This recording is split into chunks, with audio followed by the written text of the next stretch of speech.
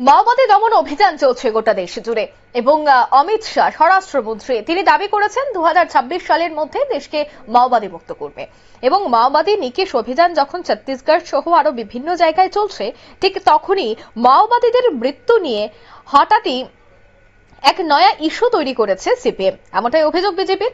মাওবাদী ইস্যুতে সিপিএম এর পলিট ব্যুরো এবং পরে রাজ্যের প্রাক্তন মুখ্যমন্ত্রী মানিক সরকার এক বক্তব্যকে পুঁজি করেই কিন্তু এবার মাঠে নেমেছে শাসক দল বিজেপি। রাজ্যের প্রতিটি জেলায় সাংবাদিক সম্মেলন করে মাওবাদী ইস্যুতে সিপিএম দলের মনোভাব তুলে ধরতে বিজেপি দলের নেতৃত্বরা কিন্তু এবার ঝাঁপিয়ে পড়েছে। বিজেপি নেতাদের বক্তব্য হলো মাওবাদীদের পক্ষ নিয়ে সিপিএম কাজ করছে, যে মাওবাদীরা বছরের পর বছর ধরে নিরীহ মানুষ এবং সেনাবাহিনীর জওয়ানদের খুন করে তাদের বিরুদ্ধে কোনো কথা না বলে বরং তাদের হত্যা করার সমালোচনা করছে সিপিএম।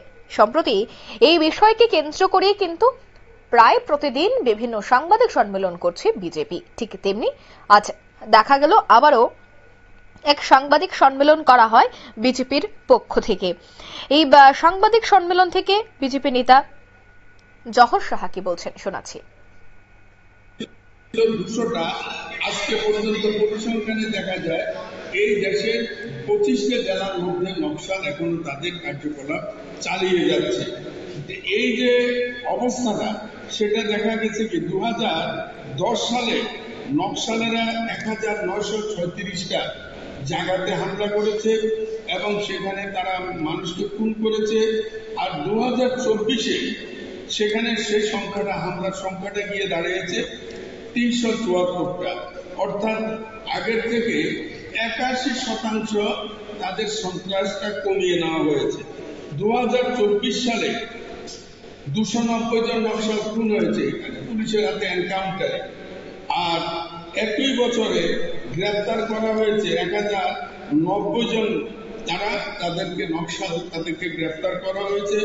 এর মধ্যে 881 জন যারা নকশাল তারা আত্মসমর্পণ করেছে। আর 2025-এ এর মধ্যে নিহত হয়েছে 287 জন নকশাল পুলিশের সাথে এনকাউন্টারে, আর আত্মসমর্পণ করেছে 865 জন, আর গ্রেপ্তার করা হয়েছে 830 জনকে। 2010 সালে এই নকশালদের হাতে আমাদের 1005 জন নিরাপত্তা কর্মী ও বেসরকারি বেসামরিক নাগরিক নিহত হয়েছিলেন, আর যা 2024 সালে কমিয়ে দাঁড়িয়েছে 150 জন। অর্থাৎ আমাদের এই বিজেপি সরকারের কার্যকলাপে আমাদের দেশের নকশালবাদী যে সন্ত্রাসবাদী কার্যকলাপ সেটা প্রায় কমে 150-এ দাঁড়িয়েছে, আর হ্রাস পেয়েছে পরিসংখ্যানটা হলো প্রায় 85%।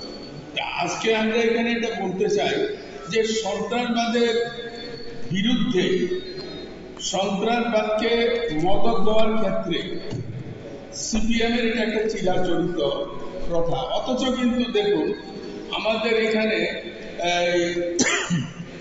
আপনার অবিভক্ত তখন উত্তর ত্রিপুরা 59 জেলা হয়নি। উত্তর ত্রিপুরার গুরুহাতে নৃপেন চক্রবর্তী। আপনারা শুনলেন তাদের এই বক্তব্য। 2010 সালের কথা তিনি বললেন।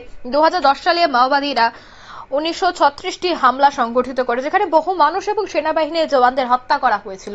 এই বিষয়গুলি টেনেই কিন্তু আজ সিপিএম কে তীব্র আক্রমণ করলেন বিজেপি নেতৃত্বরা। নিয়ে নিচ্ছি ছোট্ট একটি বিজ্ঞাপন, বিরতির সঙ্গে থাকুন।